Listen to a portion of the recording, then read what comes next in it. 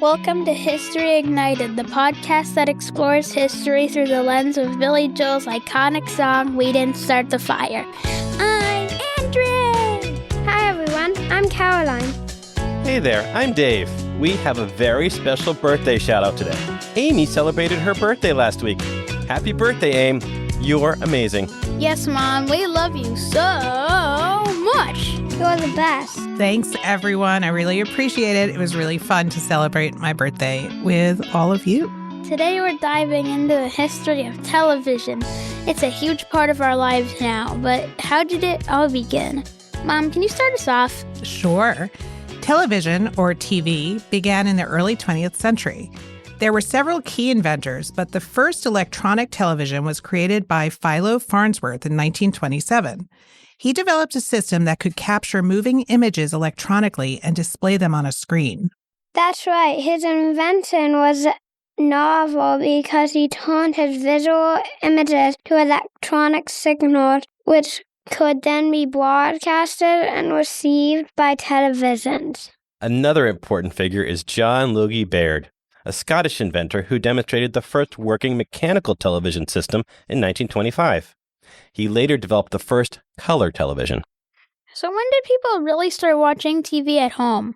It actually wasn't until after World War II, in the late 1940s and early 1950s, that televisions became popular in homes. Companies like RCA started mass-producing TVs, and they became more affordable. And with more TVs in homes, television networks started to grow. NBC, CBS, and ABC were some of the first big networks that aired shows and news programs. What kind of shows did they have back then, Dad? They had a variety of shows, including news, dramas, comedies, and game shows. One of the most famous early shows was I Love Lucy, which started in the early 1950s and became a huge hit. I watched the episode about the chocolate factory in STEM class when we were learning about industry. It was so funny when the chocolates got out of control. Chocolate, chocolate, chocolate, chocolate. I remember that episode. Television has been changing over the years. In the 1960s, color TV became popular. Then, in the 1980s and 1990s, cable TV expanded the number of channels and programs available. I remember when we got cable TV, the television we had also was a TV with a remote control, and it had a wire attached to the television. Sometimes I think that would be a good idea to have again now, since we lose our remote so often.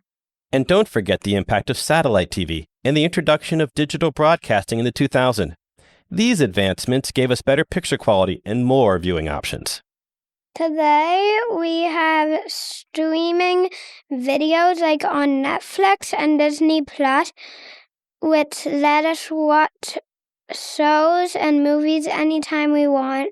Well, maybe not any time, Caroline. It's amazing how far television has come from its early days. What's one of your favorite TV memories, Dad?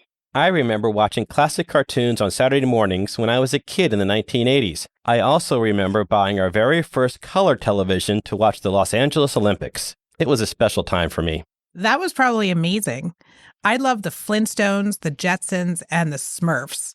Television really connects us to entertainment in ways that people in most of history just didn't have. And it keeps changing. Who knows what TV will be like in the future? That's a great point, Caroline. Before we go, let's end with a joke. Caroline, do you have one for us? Sure. Why did the TV go to school? Why?